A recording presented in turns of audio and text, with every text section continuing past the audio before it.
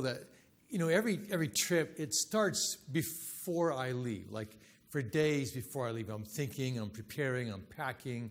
My wife says, no, you don't. You pack the last 5 minutes. Well, that's true too. But it's just trying to get everything organized. And in my head, I'm packing. Like, what do I have to take? Making a list and trying to get ready. And one of the things I did last year and this year, I had some suits. Like this one is a suit. And I had a few extra suits. And I was trying to decide, what do I do with these suits? Do I offer them to somebody in the church? Do I take them with me and give them away?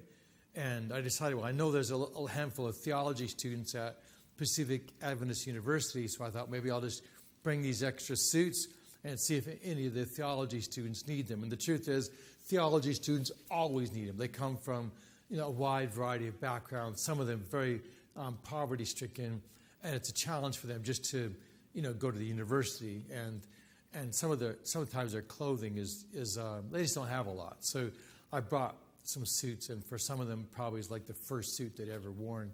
And if they're going to be a pastor, it's nice to have a suit. So I brought a few suits. And this year, again, I thought, well, what do I do? Do I bring my church shoes, or do I just wear tennis shoes and use some of that space to bring an extra couple of suits? And so I packed several extra suits. And I just brought my tennis shoes, the shoes on my feet. So I wore the same pair of shoes the 6 weeks I was there. And but that allowed me to get my suits in there and keep under the weight limit, right? So just things like that. You have to try to figure out what am I going to take with me and what am I going to leave behind. And it pushes you to consider values, like what's the most important thing. And anyway, so I'm going to take a second here to open this up, and I'm going to show you a few slides and kind of walk you through my time there.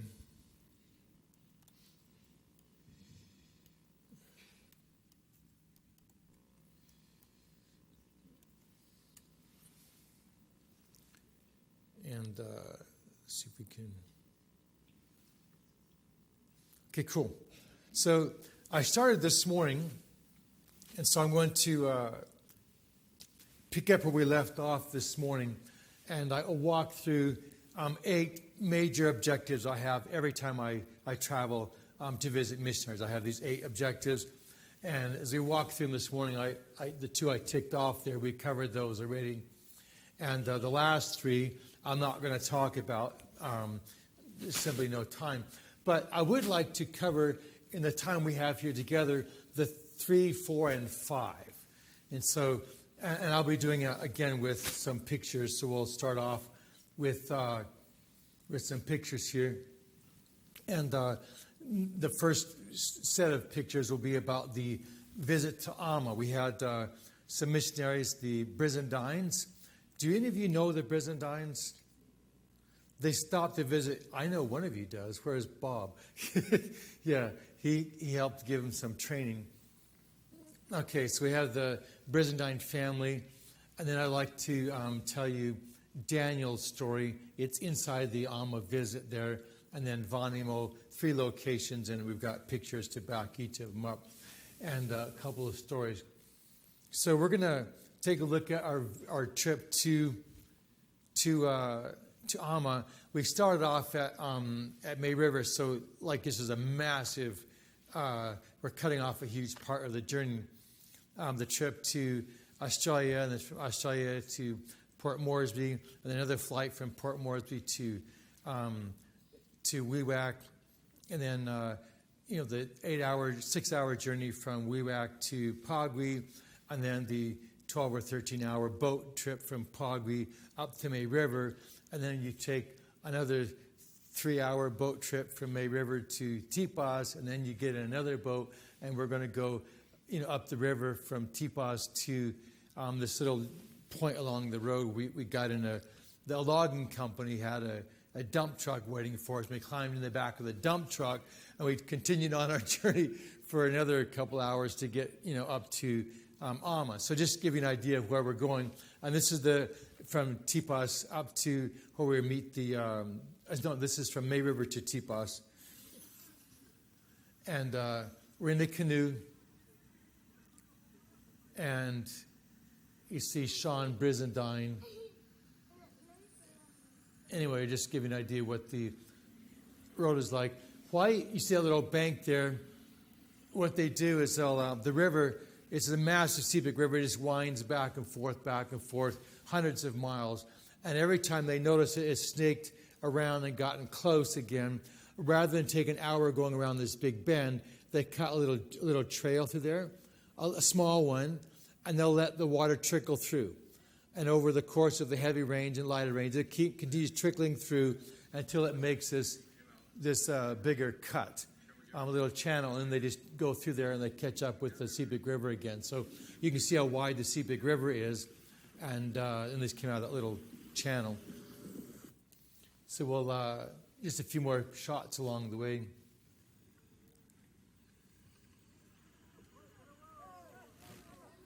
And that's sago leaves. They're in that boat right there. They're going to cover somebody's house. That's the thatching they use for the roof. So we saw them going on the river. And then there's a house that fell down. And that happened. There's a handful of houses that fell down during the major earthquake last year. So we still see some of those haven't been repaired yet. And you see they're covering the roof with canvas. And that allows them to live in this one until they can build the other one. They're building the other one. You see a canvas up there. They'll have that canvas on there until they can get the leaves to start building that house.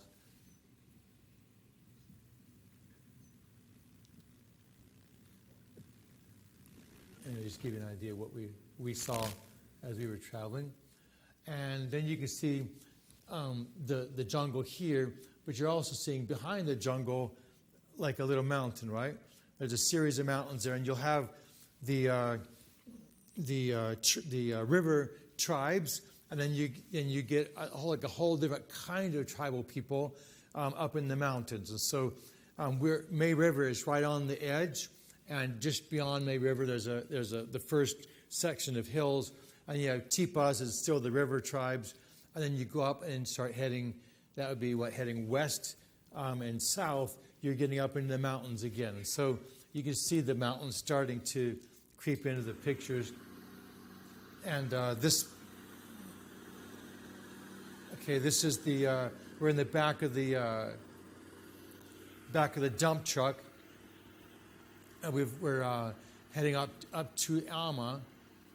And you see this exhaust there. I'll give you another picture of that exhaust. Building out the side.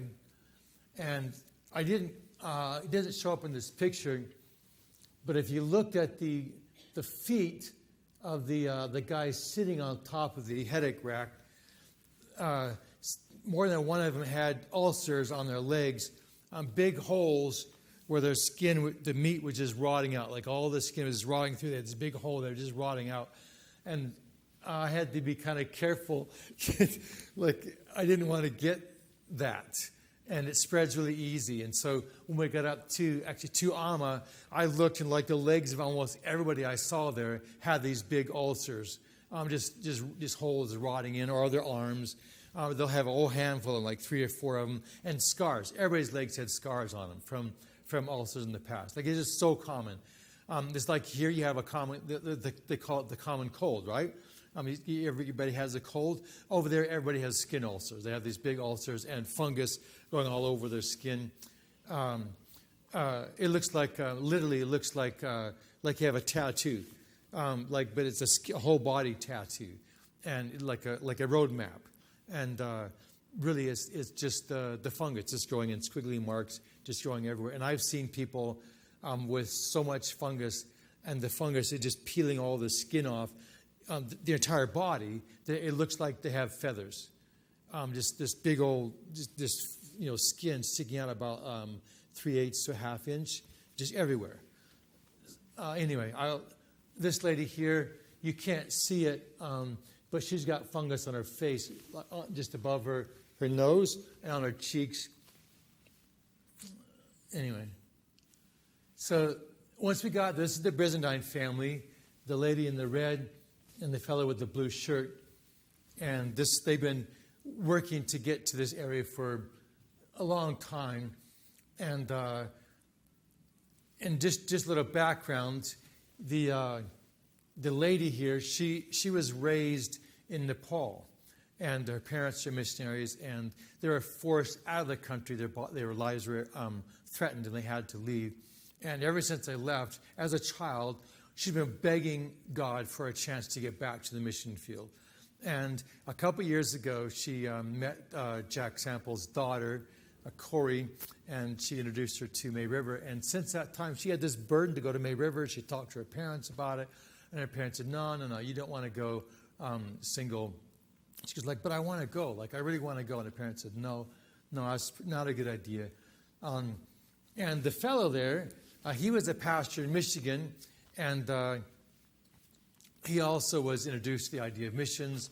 And since his college days, he had heard this report about New Guinea, and he thought, man, I want to go to New Guinea. And then, so he started talking to AFM, and they said, yeah, we have this project at Alma, that we're looking for someone to go there. And he's like, okay, I want to go. So he made a commitment, started doing his fundraising. And he was halfway through his fundraising. He's just months out. And somebody played matchmaker and, suggested that he would give her a phone call. And so he did, gave her a phone call. And I don't think the matchmaker realized that she had a burden to go to Alma because of Corey. And so when they start talking, she finds out he's going as a missionary. And she's like, oh, okay, so that's not going to work for us, and because he's going to be leaving in a few months, And she goes like, so where are you going? He said, well, I'm going to New Guinea. She goes, oh, New Guinea, really? So whereabouts in New Guinea? He's like, I'm going to Alma. She's like, you're going where? Because that's where she had this burden she wanted to go. And so now she's got interest, and a couple months later they're married, and a couple months later they're heading off to New Guinea. So it's just kind of this strange kind of thing. So when she gets to this point on the truck with smoke pouring out all over the place and people with massive sores on their skin, and she's just surrounded by these people with fungus all over her face, she's crying. She's weeping because she realizes that this burden she's had since she was a kid was being fulfilled.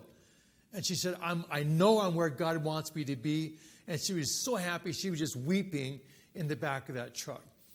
And, surrounded by so much need, she goes like, I'm right where God wants me to be. I'm at peace. And she just sat there just crying. Anyway, I have so much respect for people that have that much burden to be where God wants them to be. You can surround them with people with sores and fungus and dysfunction, and they're just perfectly happy. I love meeting people like that. This is, I can't find them in this picture here. They're supposed to be, anyway, they're gathering together here. There's another missionary there for you, Orion Lawrence, if you don't know him already. His wife is on the blue here. But they're heading down this little trail and into the forest. And there's another picture of them as they just entered the village. You can see she's like totally happy. He's happy as well. And this is their house. This is the village. The house with, you see kind of the shiny roof, the leaf roof.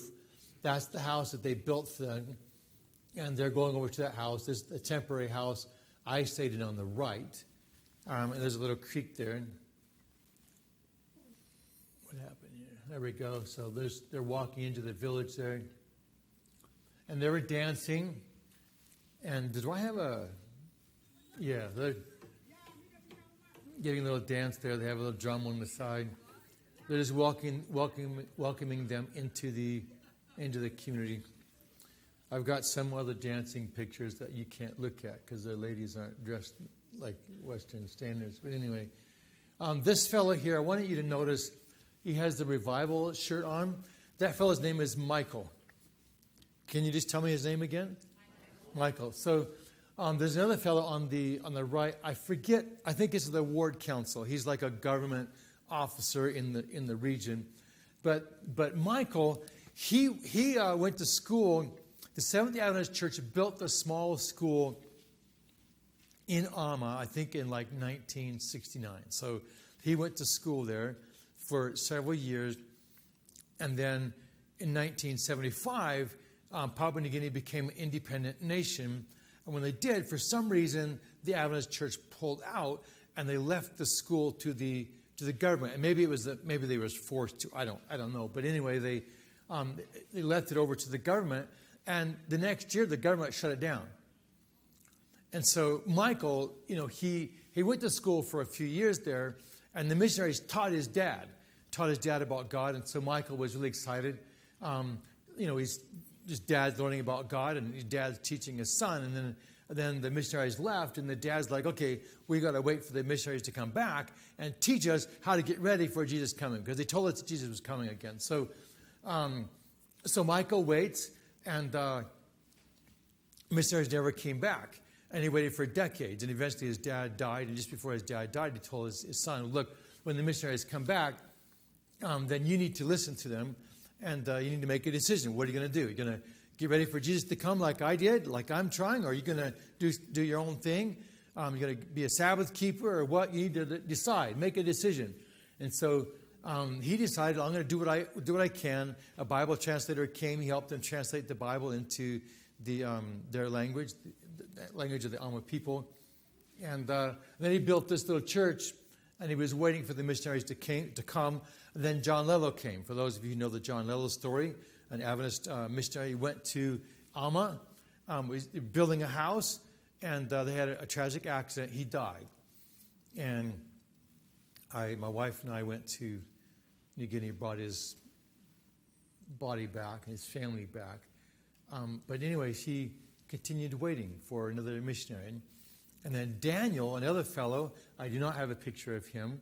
How we were taking this picture, Daniel was in his house, laying on the floor, dying.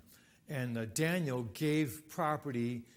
He donated a piece of property for the Byzantines to live on, to build a house on. And Daniel had been waiting. He also went to school with Michael those first few years. And ever since then, he's been waiting for the missionaries to come back too. Waiting, decades, 50 years, waiting for the missionaries to come. And he was sick on his deathbed. And he just wanted to see, he donated the properties. I want the missionaries to come here. But it'd be nice if I could at least see them before I die. And so when we showed up, he was on his deathbed and just wanting to see the missionaries. And so we took them over to see him. He got a chance to see him, and they talked for a few minutes. And a couple of days later, he passed away.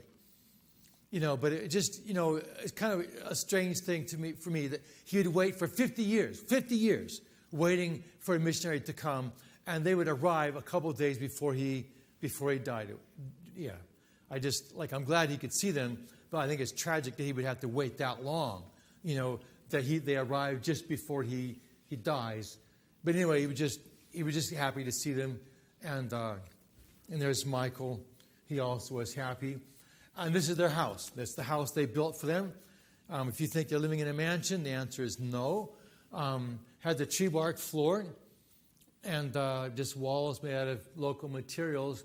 And again, this young lady was just so happy to be there in her house. She was crying. She's like, I'm here. This is it. This is my house.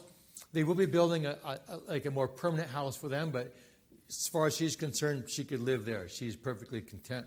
And this is the edge of their house right there.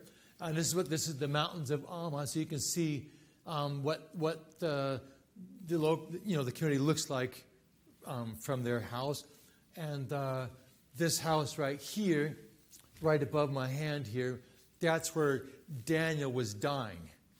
Just sitting in that house, just waiting for the missionaries to come. And the property he gave for them is just on the other side of his house. So if you just walk past his house a few feet, that's the edge of the property. that they donated for the mission. So when they have their mission house, they'll be able to see those mountains just right out their window. And if you're from the air looking down, you can see these mountains right here and forest everywhere. As far as you can see, you'll see forest, and then just a few houses there and a couple logging roads. And then if you continue going that direction, another, 40 miles or so probably, that's the border to Irian Jaya. And so the union is wanting us to help sponsor some work in the mission. It asked us, could you just help us maybe train missionaries here, and then we can send them across the border. So we have a little project we're working on with the church at large. So a few extra pictures here. This young fellow, I try to explain things to people sometimes, and they don't understand. If I say it's primitive, it's remote, they don't get it, especially if you see modern clothes on him. But that green pair of shorts is probably the only pair of clothes he has, period. He's not going to have a drawer full. Is that. And you'll notice his leg looks funny. That's because his femur was broken a year or two earlier. It was broken, and so his femur goes out, and there's a break there, and it was never set. There's no place to go to get his bone set. And so he just dragged himself around, and eventually the bone, healed, but it's crooked now. And so when he was running, he's running with his leg out like that because it goes out and then in. And this fellow here, he's got that thing on his arm. He has no idea what it is, but it doesn't get treated. This guy's got these bumps all underneath his skin. Not sure what those are. They don't get treated. This kid here, you can see the fungus on the skin here. Can you see it from where you're at? Those circular deals. That's fungus, and quite often they'll have that. I don't know of anybody who doesn't have it in this area. I've seen you could line up a whole bunch of kids, and they'll have it like this, like she has in spots. And in some kids already, it'll cover their entire body. Stomachs, back, arms, face, it'll just cover them completely. So that's pretty normal. Okay, so then we're looking at this landscape. I think this may be video. We're leaving at this point. I could tell lots of stories there, but this is leaving. Looking back over, there's this flatter area here, and the village is out that way. And then we're climbing up a mountain, and you can see with the road condition. This is just what the logging company put in. Oops. We had to be extremely careful not to run over the edge or where it kind of fallen apart.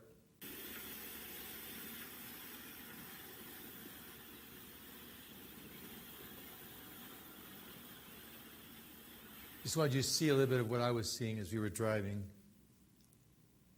And getting back down, we're taking a boat back to Tipas, and then we got in drove from Tipas back to another little point we could get a vehicle, and it took us into Vanimo.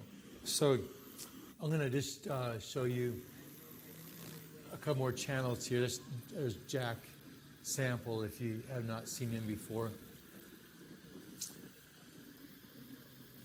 Okay, so I did not include in this presentation any picture of the road going from Tipas to Vanimo. I should have, but didn't. But I will show you a couple pictures of the market. So there's the market. You can see the vendors in the back. Most people don't use grocery stores like we have. They just go to the market. And I don't know if you can see, I'll give you a little closer picture, what they're selling in the market. Does anybody know what that is? Looks like raisins or figs, maybe.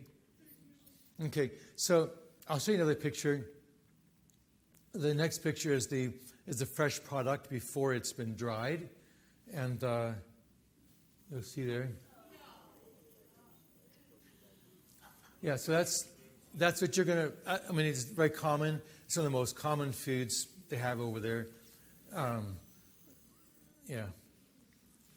Anyway, that ends the, everywhere we went, we were seeing people eating the same thing.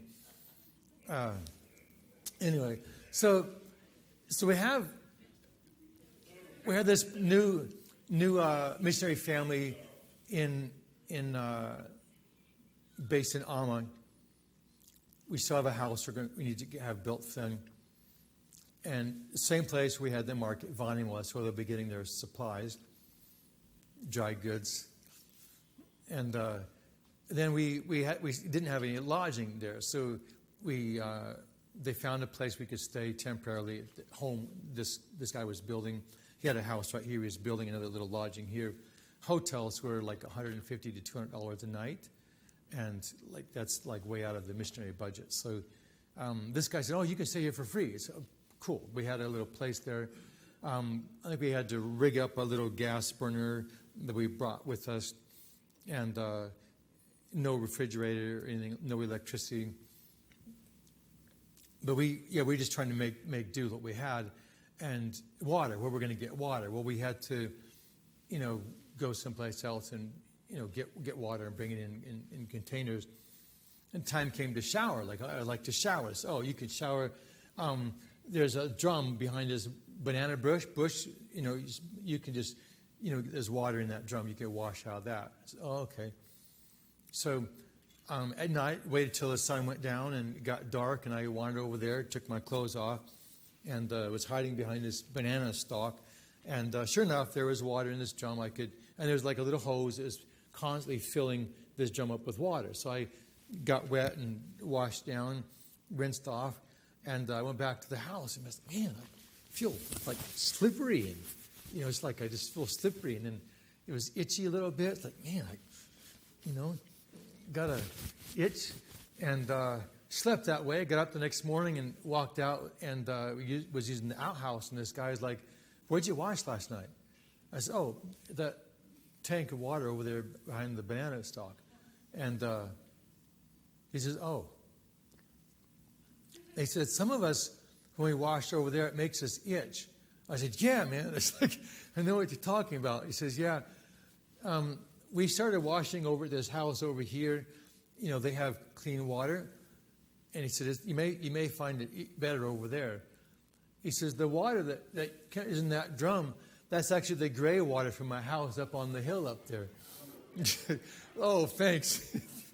So it's their laundry water and shower water and, washing water and whatever. Anyway, so we washed someplace else the next night. And but anyway, I'm just telling you, some of the challenges they have to they're wrestling with. It's not always like you think, "Oh, wow, yeah, just go to a hotel and get a nice shower." Not always like that. Okay, so does someone have I do, hang on, that I don't have to ask you. I just want to know what time it is so I know.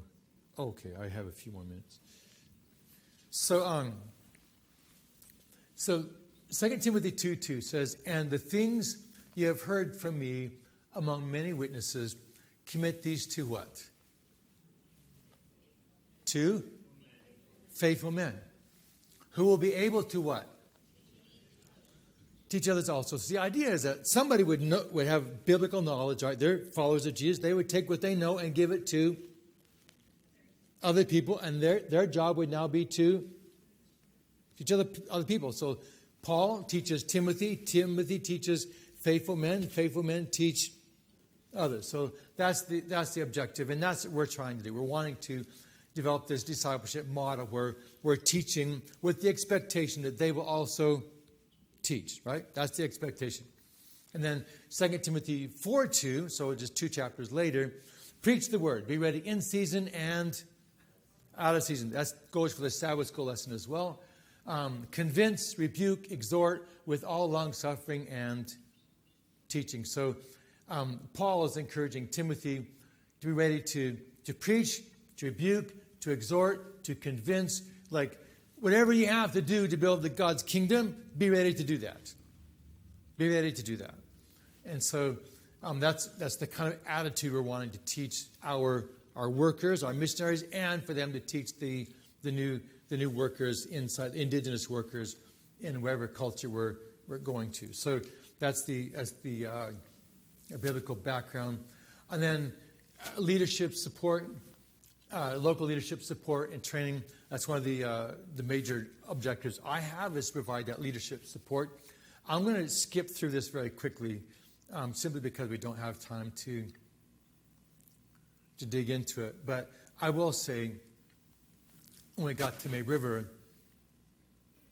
the leaders, when we had a meeting, a big team meeting with all the leaders, they told me, look, we need help preparing sermons and studying the Bible. We really need help with that. And last year when I went, we talked about First Pass, but we didn't have time to really dig into it. So this time, they're like, teach us. And so we spent several days talking about the concept of First Pass, going through several studies where we're doing a First Pass. I'm not explaining First Pass here because I've already covered that here before. Does anybody remember talking about the First Pass Bible study? Okay, so we talked about it with them, and I don't know if anybody here has used it since we talked about it here. They used it. They began practicing. They began practicing over and over and over. They began getting into little groups and practicing. And then they began practicing doing a First Pass and then doing like little dramas. Like they would get together and they would act out the story that they had been studying. And now they're using it. So it's like more than one church. They're out there using this model. That way the elders can have a way of studying the Bible with other people that's easy, it's really simple, and it's interesting for the people who are listening to them. So they're using that model to teach their churches. I will not cover this. This I would love to cover with our church leaders here someday. Okay, next we have missionary field training. So because I do train for AFM. When I go to the field, the missionaries that I'm responsible for, I offer field training. If they want like extra training, they can ask, and we offer it. And in this case, Jason said he did want field training, and it has to do with identifying cultural holes, filling those cultural holes, and then he wanted me to help him to actually see what does it look like if he puts this into practice. And so I'll be sharing that with you now. And so we got on the plane in Port Moresby, and he was getting ready to taxi out down the runway, and one of the guys on the tarmac says, you should probably look at your front tire.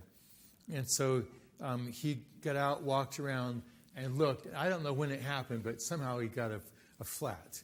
And so good thing we caught it before we took off, right? Anyway, so we all got down, and he had somebody fix it, and it took him the afternoon, so we didn't get on the plane again until the next morning. And this is Jason Sliger's youngest daughter, and she got to be the co-pilot. So we were getting ready to go, and they said, well, we need somebody up in the front seat here. She goes, oh, I'll be that one. So she didn't take her long to figure out how to get in the plane. So there she goes. She's all happy. She's all ready to fly. Yeah. So to give you an idea of the landscape, this is the kind of territory we're flying over. Just hundreds of miles of that. And this particular area gets a huge amount of rain, plus the mountains you see way in the background there, those mountains also shed a lot of water. Comes down this direction. And this is the, I don't have a pointer or a stick. If I threw a rock at it, you wouldn't notice. But you see that's kind of square building I'm pointing at right there? That's a training center the previous missionary built. And the one right close to my finger here, that's a dormitory. Ah, good man. Thank you. There's the training center right here. Dormitory. A squatter's house. This is the kitchen.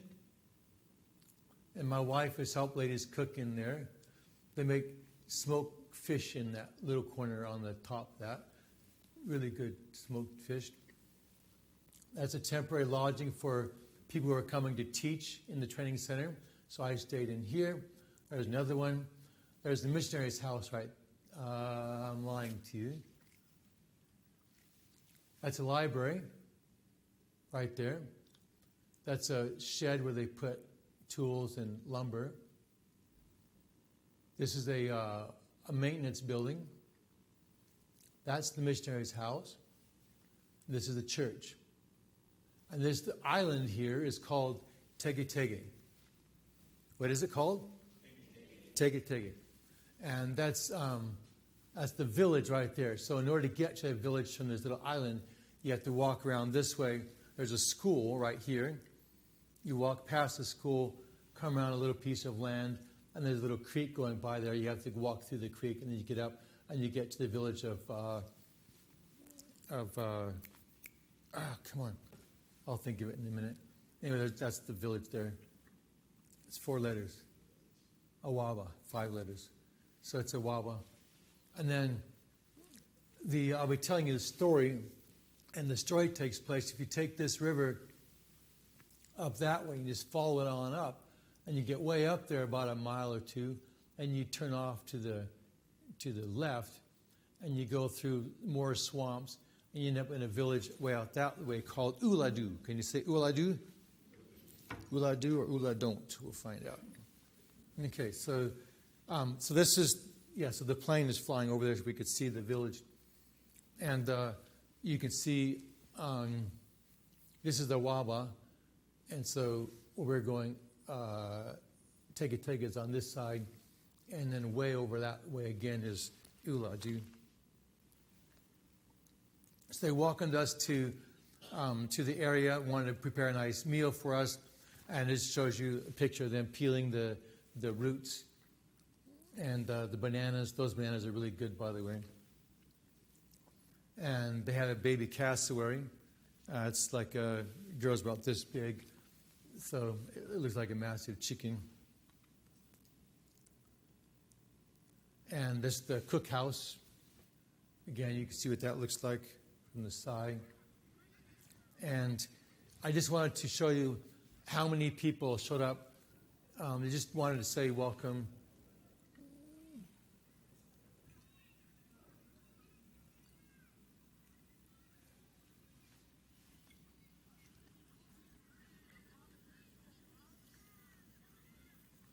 Yeah, they have their little potluck going.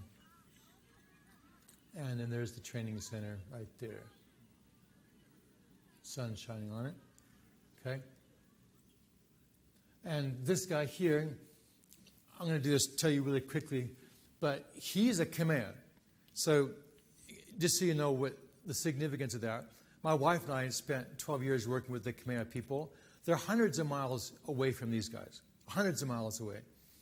And I brought 3 of our Khmer leaders to this area with us because I wanted them to help us with the program I'm going to tell you about in a few seconds. And when we got there, so the Khmer people have a very distinct look about them. If you could pick them out from a long ways away. So, that guy's Khmer. And so we had our 3 Khmer guys there, and we had this meeting, and I looked around, I was like, where did we get 4 Khmers from? Trying to figure out where this 4th guy came from. And then the missionary there was wanting to introduce me to him because he had told me this story about this guy from the mountains somewhere that had come down, married a Gogodala lady, and then planted a Seventh-day Adventist church there. And there were like 100 people coming to the Seventh-day Adventist church. And so I was anxious to meet this guy.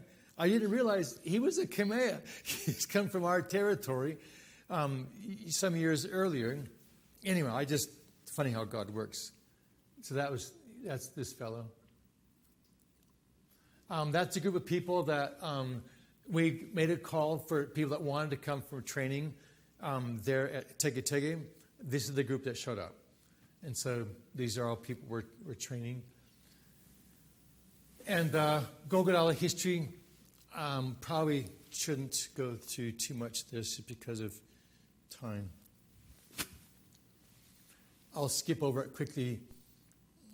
Years ago, like a couple hundred years ago, the London Missionary Society sent missionaries to New Guinea. They came around Port Moresby and up in the middle of the Gulf. And then in like I would date here somewhere, 1834, the Unevangelized Fields Missions, another missionary organization, they sent somebody to go work in the Gogodala area. Now, this is just so you can kind of picture in your head what's going on at this time frame. Malaria is running around unchecked. Snakes are unchecked. People are still getting killed, eaten by crocodiles. It really is it's a dangerous place. And a number of people, like the London Missionary Society, they've had a number of people killed and eaten by cannibals. In fact, the missionaries that they sent it's like, 100 and something miles away from the Gogodala tribal area, just go up a little bit over and over. They had 2 of their missionaries there killed and eaten by cannibals. The cannibals there, they had this ritual. If you build a man house, it's a spiritual place, only men go, and it's full of the skulls of human skulls inside. Before you can officially open it and begin using it, you have to kill and eat somebody there. So what they do is they invite somebody in, welcome them, we're having a nice party, we're glad you could come. And then while they're going in there, they kill and eat them inside the building there. And so the missionaries came and they said, we welcome you to the village, and we're having a nice party, come to the feast. So they came to the feast and they killed and eat him inside the man house. So they lost 2 missionaries there. And so the missionaries, the Unevangelized Fields Mission, they sent missionaries to work with the Gogodala, and they show up and they start working and teaching people about God. And they have these conical hats, these big old weaved hats, and their hair grows inside those hats. And when they put those hats on, they don't take them off because they want the ancestors to be able to speak to them, communicate through those hats.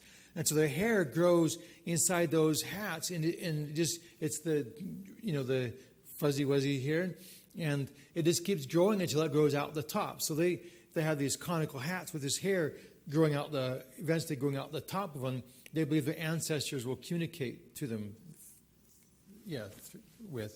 And they have the canoe races. They intentionally invite spirits into the canoe, to possess the paddles, and to possess the paddlers. And they have these really, like, it's a big deal. Like, everybody's involved in these canoe races, because it's not just a race of people. It's a race of spirits. It's a spirit race. And so they're like huge events. Anyways, the first missionaries came. They're seeing these masks, that have spirits in the mask, and in these houses, and in the people, and communicating through these hats that they're wearing, and everywhere they're looking, they're seeing like spirit possession and demon involvement everywhere. And so they we have to stop this. And so the first converts, they train them to be leaders. And they began telling them, these are like evil things. And so those early converts, the early turned leaders, fine. They got their axes and began smashing all the spirit symbols on the canoes, and the paddles that had the symbols on them, and anything they could see that they thought had anything to do with the old world, they began smashing it, and created a lot of disturbance in the communities. But eventually it put an end to it.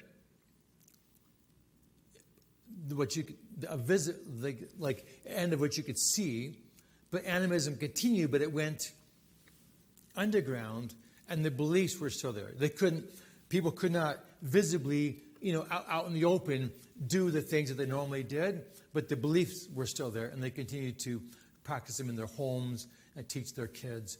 And so what happened at this point, because Christianity really blossomed in the area, you end up with this this visible Christianity, but underneath that visible Christianity was a continued practice of animism and spirit worship and everything. So you have the package, which you could see and what you couldn't see, but was actually taking place. And so you had what looked like Christianity also had this underground of spiritism that just continued flourishing in the communities. And so when the Adventist church came to the area, we had this one denomination that was like really strong in the area, and they did not want any other denomination to come inside. But it was quite obvious that they have this syncretism, where they have this blending of Christianity and animism, and so we did begin working there, but we've been continually asked once we got established. We have our training, like way back in like 2009, 10, my wife and I went and we did a training program here.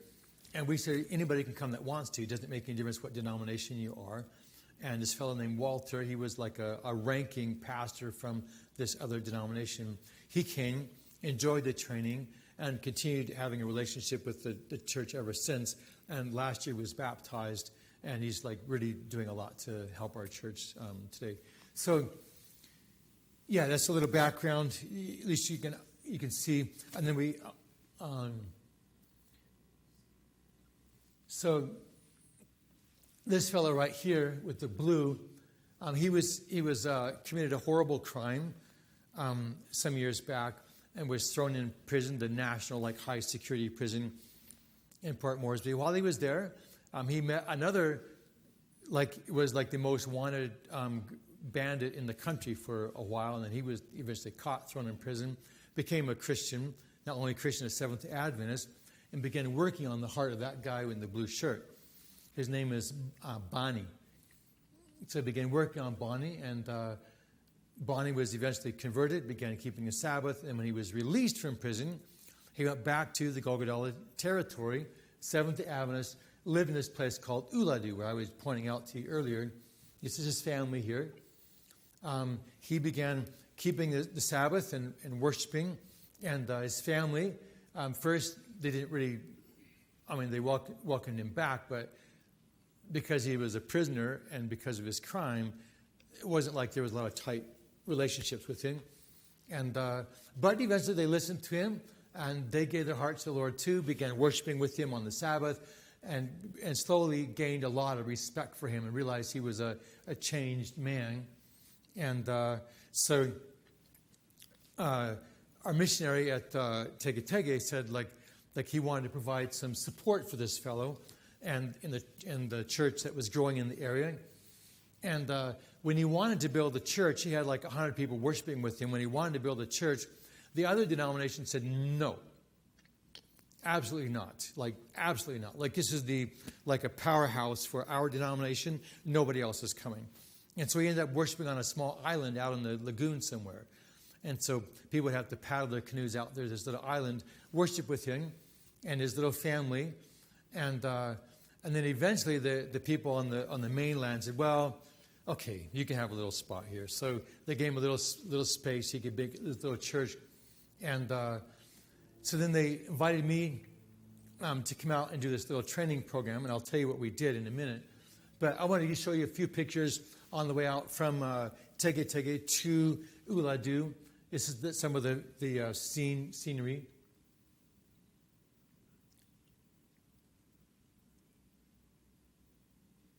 And then when we arrived, they gave us some welcoming decorations. What happened to mine?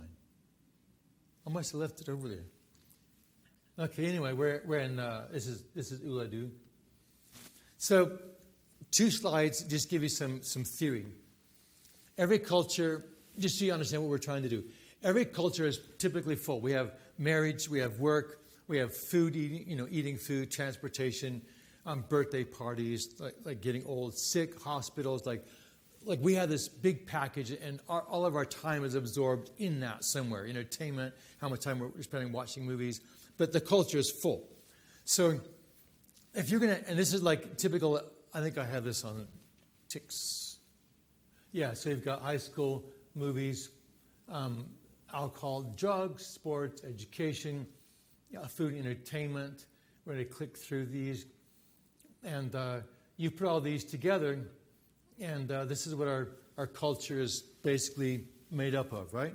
Okay, so what would happen if you change religions and the new religion said, oh, by the way, your healthcare system is evil.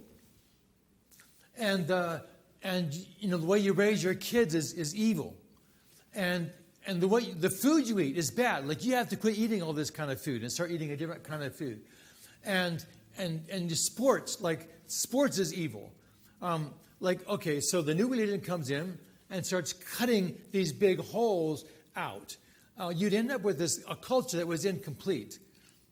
Like, you'd have all these big empty spaces. Like, what are you going to eat now? What are you going to do for entertainment? They have these big holes. And for them, this is their wait, hang on here. Okay, this is theirs, like what goes inside their big package. They've got gardening, survival, snakes, all the rest of that. They don't have schools, but they do have a way of educating their kids. Skill development, food preparation, and you notice food doesn't look like ours, right? The little grubs in the bag, and alligator, crocodile meat. Spirituality is everywhere. The housing doesn't look the same. A lot of emphasis on dreams. So you're saying, like, there's what fills up their culture is completely different than what fills up ours. And you've got initiation at the end, which helps young kids turn from being kids to being adults, right? Like, how do we help them with that transition? Well, that's one of the things that traditionally they cut out. Said, no, that's evil. You got to stop doing that, and they threw it out. When they threw it out, they left the hole, and nobody filled the hole back up. And they use that initiation. It's not just a service. It's a program that teaches kids discipline and self-control, and helps them to learn how to act like adults and to function as an adult in the community. And so when they cut that out and threw it away, saying it was evil and didn't fill anything, didn't put anything back in its place, then we have this problem that kids grow up and they don't transition nicely into adulthood. They get partway through and then they start floundering. They get confused. They don't know what they're doing. And then they get married and they're not ready for marriage. And the wife, the husband, they have lots of trouble and they're just not ready for adult life. And so, so then it makes a whole, like a very dysfunctional community. And so what they wanted was that if I could step in and provide some counsel to this group of younger people who are, shifting from being kids to being adults. And so we opened it up, we welcomed them over, and we had a group from, say, 12 years old to 70 years old. And the reason was because a lot of the 70-year-olds, we invited some of the elders just to provide coaching for the whole process. But a lot of the older generation felt like they too had got this hole and they wanted to learn. And we expected we would have maybe 40 or 50, 30. We weren't really sure because it was a smaller community. And I had no idea how many people would show up. The first day they said it was well in excess of 125. We'll just call it that. And then we had pretty consistently, I think, 125 each day after that. The third day they had some other meetings somewhere else. I called some people out, so there was a little bit less. But there's the group of the people there, all men, and you can see there's a lot of older people here. And you notice in the front there was a handful of the younger guys also. And what we talked about initially was the concept of having a circle, like who are you responsible for? And so initially as a kid, I'm in my mother's circle. She's responsible for me. I don't take care of myself. My mama does. But as I get older, I accept more responsibility for myself. And so I'm in my own circle. And then when I get married, my wife, she has her own circle. She can take care of herself. We make a bigger circle. And then we're ready to take care of our children. And so So these two circles blend into one. The problem that the elders were saying they were struggling with is that when the time came to get married, this girl right here is still living in her mother's circle. She's not in her own circle yet. She can't take care of herself 100%. She relies on her mom for a lot of stuff, and this guy is still relying on his mom and dad. Like they're providing for, their food, and they're buying their clothes for them, and some of the ladies were saying, listen, what we don't like is when we got married, we feel like the dad, my husband, he stepped out of his mama's circle and stepped into my circle. Now he wants me to take care of him. Like first his mom was taking care of him. Now it's my job, right? And some of the guys are like, yeah, well, like I've got a huge garden. I've got a house. I've got a rice pot. I got married and my wife is coming over here now. And she's just sitting there waiting for me to like give her some food. Why doesn't she have the prerequisite skills for an adult? Like she doesn't have those skills. And so there were complaints, both sides, that they're, people that they're marrying are not ready for marriage. And the next challenge is there was nothing in place to prepare them to get ready for marriage, right? There was nothing culturally in place that, okay, we have this in place to ensure that all young people are ready for this stage, this transition into adulthood. So I'll try to hurry through here. We had a handful of events, there were activities that were taking place outside, where they would have these events, and then we would go back inside, have this big discussion, go back outside for an event. And this particular case, they're all standing up in this upper quadrant right here. The guys would start here. This is when they're single, and they have to come around this rope without touching it and get on this side, and that's like adulthood. This is being young, and this is being an adult, right? And so they have to find a way to get around this and step on this side. And there's no way to do it because this rope was actually at an angle coming this direction. And so as they try to get around there, they realize that it's impossible to do it by themselves. They have to have help. They have to have guys on both sides, one helping them to get out of this singleness and, childhood, and an adult on that side helping him into that adult space. And so they wrestle with that and just trying to, and then after they realize, okay, we have to have help, and they would get the help, then we have the discussion inside. Like, what is it about childhood that you can't actually get into the adulthood by yourself? Like, what prevents that? Well, one is the fact that you're surrounded by other kids like yourself, and they're not adults. No one's thinking like an adult. And we don't have the skills. Like, we need someone that has the skills to teach us those new skills. And so they discuss that. And once they kind of have the attitude like we're needing help, then we can start offering them help. This event also, they had to get all of the sandals and other objects in the space in the bucket. And you see here he's saying, okay, I can do this by myself. But eventually they got where they couldn't, and they had to have other people assisting them getting their objects in there. So then we had a big discussion on, what it's like to try to make that shift into adulthood without assistance. And there's plenty of young people there, adults, that would talk about the challenges that they were having, and areas where they needed assistance. And then we began networking with the adults, the elders, to provide that assistance. We were identifying the areas where they needed help, and then finding people that had those skills to provide the help for them, and networking with them to do that. And they loved it. Every day they had a meal for us, and you can see what they're putting in the bowls. First is bananas. This is another event. There's two ropes. They can only hold one end of one string. They have to roll that ball from one bucket to the other. And So the two strings represent marriage. One is the husband and the other one is the wife. And so they talk about this marriage they're trying to keep together to get through life together. And what does it take to, have them, those two, if one gets too high, the ball falls off. So they have to keep them even. So we talk about what kinds of things do you need to have balanced in order to have a happy marriage. Like the workload needs to be balanced, right? Money, access to money needs to be balanced. And authority needs to be balanced. They made a list of things that they thought needed to be balanced. We would discuss those once we got inside the classroom again.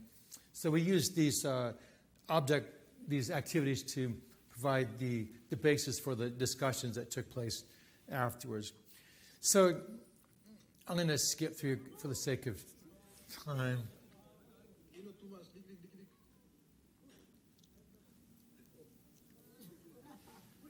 Okay.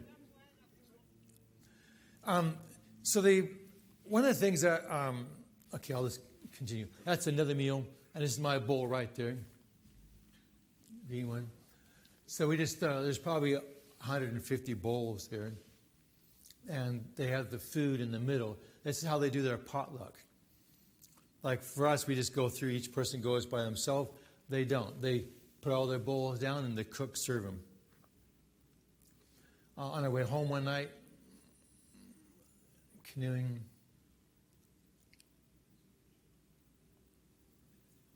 This guy here, you can see his skin is covered with that ringworm, the fungus. His arms, can you see his arms? His face, hand, he's got it like it's covering his entire body. And without assistance, he'll have it like that for the rest of his life. Okay, last picture. Let's do something different. Okay. Oops. Anyway. I don't know why it flipped it upside down, but it did. What is it? Anyway, so the hat, that's the point. I wore this hat the whole time. And the last day, I was going to Uladu, and the wind blew my hat off into the water. And they quickly turned the canoe around, but by the time we got there, it sunk, and we couldn't find it. And we went into to Uladu, to the island there, got out, and I was feeling bad about my hat. And one of the local guys walked up to me and says, "You're feeling bad about your hat, aren't you?" I said, "Well, it'd be nice to have it back." And he said, "Don't worry about your hat." He said, "That's a symbol. That's a symbol that the things you're teaching here are going to grow and stay here. They're not going to leave with you. Like if it was your hat, you took it with you. Okay, all that wisdom that you brought us here, it's going with you, and we'll never have it. But your hat's staying here." So he said, "Well, we just want you to know that means that everything you taught us, we're going to keep it, we're going to use it." And I said, "Fine with me." So the day later, somebody else came over to me and said, "Oh, by the way, remember your hat?" I said, "Yeah." He says, it came off, right?" I said, "Yes." He said, "There's a reason for that." He gave me exactly the same interpretation. And then two other guys came and gave me the exact same interpretation. Like they'd all heard about my hat, and they all wanted me to know that what we had taught there was going to be used. Now, I'm telling you that because the day before we left, they had this meal for us, and this guy stood up to speak. He came from Uladu specifically to give a little message. He said they wanted us to know that they wanted everything I had taught there to be put in like a little handbook, and that they were going to take that and they wanted to give it, train us, give us a handbook. We will take it to all the 44 different Gogodala villages. We'll take it everywhere. And then they said, like, why hasn't somebody else taught us this before? And they said, we need it so bad, like so bad. Because no one has ever done anything like this before. Like, we need that training so bad. And then someone said, "Listen, we want not just for the guys, we want it for the guys and the ladies." Said, "The wives need it just as bad as the men do." And then somebody else came and said, "Listen, we want it for married couples. Like, it's one thing to say, okay, young people need it, to get ready for marriage. Married couples need it. Like, we want it for married couples. We want husbands and wives to be able to go through this at the same time. And so they're begging for more.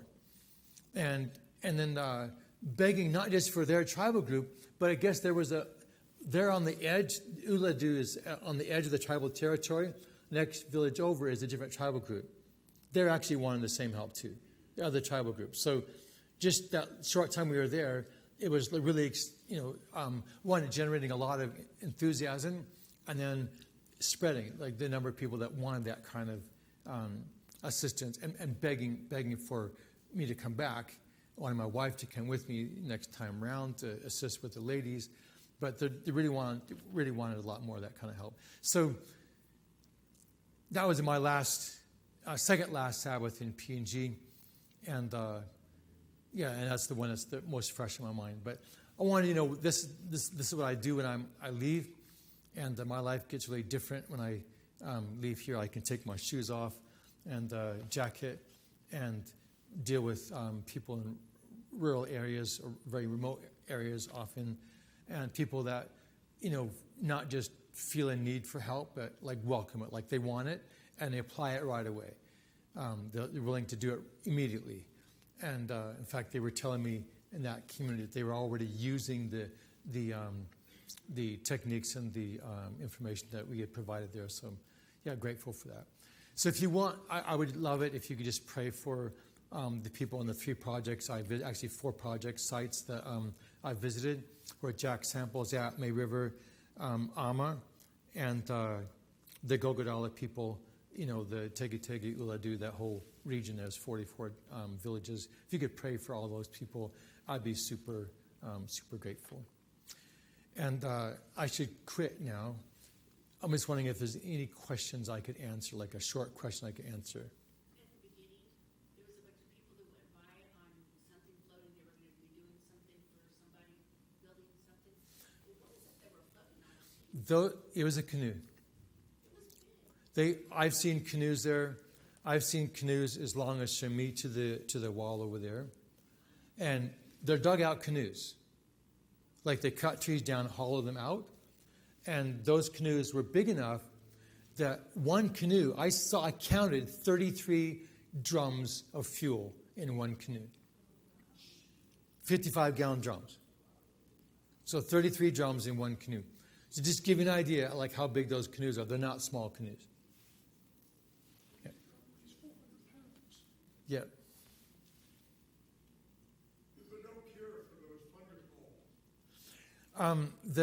The holes, like the tropical ulcers, there is a way to treat that, and the skin fungus that grows all over them, there is a way to cure that.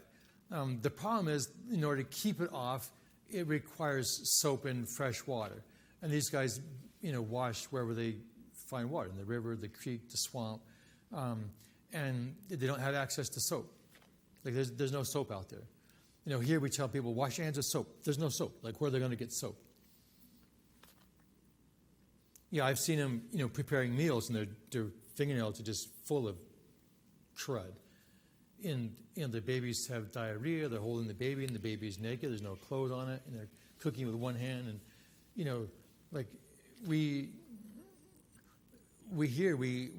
have access to a whole different lifestyle, but to maintain this lifestyle requires a house with plumbing, with electricity, with soap at the store, it requires a lot. And you take all that away, and then how are you going to maintain that same high level of hygiene? How are you going to do that? There's no way to do it. And if you don't have laundry soap, how are you going to wash your clothes? And if you can't wash your clothes, then how are you going to keep the fungus out? There's a lot we take for granted that they simply don't have access to. They're not doing anything wrong. I have some pictures I did not show you. A guy named Gordon. He's in his 40s. He's got a couple of kids. Super hard worker. His wife is too. And they passionately love each other. They've been married since they were sweethearts in high school. I think they both finished grade 10 as far as they went. They waited like 6 to 8 years, got married, and had a couple of kids. work super hard. They work together. They build a house, work together. They build a garden. They go to everywhere they go together because they really love each other. She has one small aluminum rice pot. That's the only thing she has to cook with. I met families out there. They're like 50 years old. Got a family of 6 or 8 kids. They have one bowl for the whole family and one spoon for the whole family. That's it. They don't have more bowls or spoons. You know, we take a lot for granted. And they don't. It's not that they don't work hard. They work hard. But where are they going to get access to it? And they don't have a way of taking their work and turning it into cash to buy stuff. Like I can fish, but who's going to buy my fish? Everybody else, they all do their own fishing. And so it's just that we have a different lifestyle here. Not everybody has that, and they certainly don't. And so you see, it's easy to look at them and say, oh, yeah, they're wearing clothes. They must have access to everything we have access to. And the answer is no, they don't. It's easy to deceive ourselves and assume more than is actually real. Any one last question? Yes.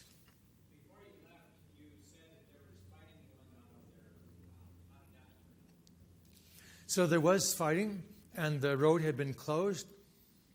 They opened it for us to go through, and not just for us, but they opened it, and we were able to go through. But I didn't feel it was safe. I was trying to find another way to get out there, and but the missionary on site, he, rather than using his own personal vehicle, he hired a vehicle, and he paid probably like $500 to hire a vehicle. But the vehicle was not a police vehicle, but it looked like the police, like unmarked police vehicle. And we got in that and we used that to travel out there. And we did pray. Everybody was nervous because there had been so much trouble.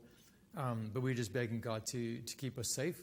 And we were able to make it there safely. And we came out a different way. We went out through the Vanimo direction. I flew out from there. So, okay. Thank you. I wish you God's blessing. I hope what we covered here, you at least found minimally interesting. And I'd like to finish with the word of prayer. Lord God, it's a privilege to be engaged in your work, and I'd like to thank you for your love, your compassion, for giving burdens to the hearts of people like Joella, that like for years she just want to be in a place like that with no soap, with stores all over, no access to medication, and it's just a tough existence, that you'd give her such a sense of fulfillment and accomplishment and peace when she's there. And I pray that you continue to help bless your missionaries, provide for their needs, and help them, Lord, as they try to be a blessing to the people that they're serving. And I think sometimes, Lord, we accept the fact that we are blessed and we have so much. What we don't always do is realize, like, some people don't. And we don't always realize that we may have some level of responsibility for helping those that don't. And, learning, looking for and finding ways that we can provide that kind of help. And just like to ask you to help us as a church, not just to help people in the mission fields far away, but also look for maybe people around here that get stuck and just don't know what to do next, either transitioning from being a youth to being an adult, married couples that are getting stuck. It's easy to get stuck and not really know what to do to get out of that, and just trust that you'd provide us the guidance and the wisdom we need as a church family to be a blessing to each other and those we're surrounded with, for Christ's sake.